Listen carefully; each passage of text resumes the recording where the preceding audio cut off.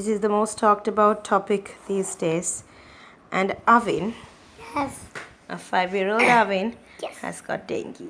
He's actually recovering from it now. Today is day 5 plus, and we were very lucky.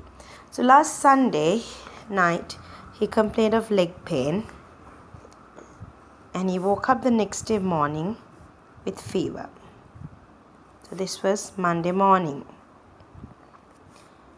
As soon as 24 hours went by, Tuesday morning, we did the dengue antigen test. It's called the dengue NS antigen test.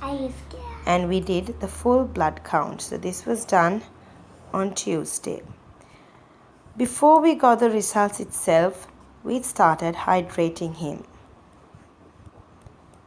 Hydrating means we gave him to drink. So what did we give him? We gave him Jeevani,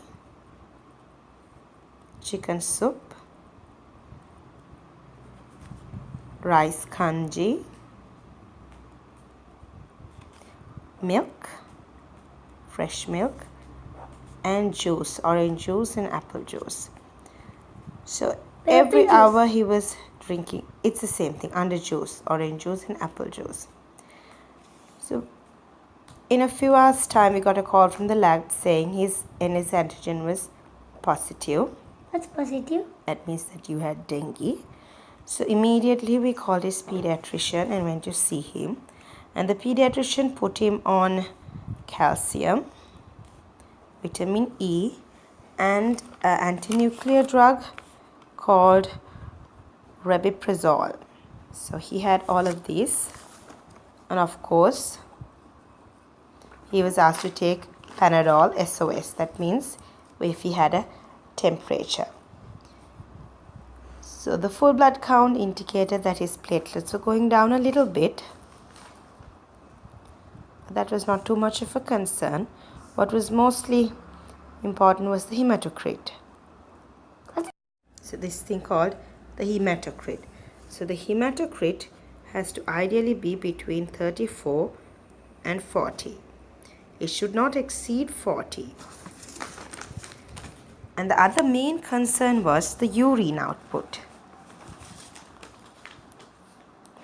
Right, so the hematocrit increases, and we need to make sure that he was passing adequate urine. That was the biggest concern of the pediatrician. So Avin weighed 18.5 kilograms. That is Avin's body weight, and he needed to pass around 18 milliliters of urine per hour, and he needed to drink about 40 milliliters of fluid per hour. Urine and drink. So a big question people ask is, what about water? Is it bad to give water? It's not bad to give water, but water doesn't have any electrolytes. So it will not compensate for any electrolyte loss.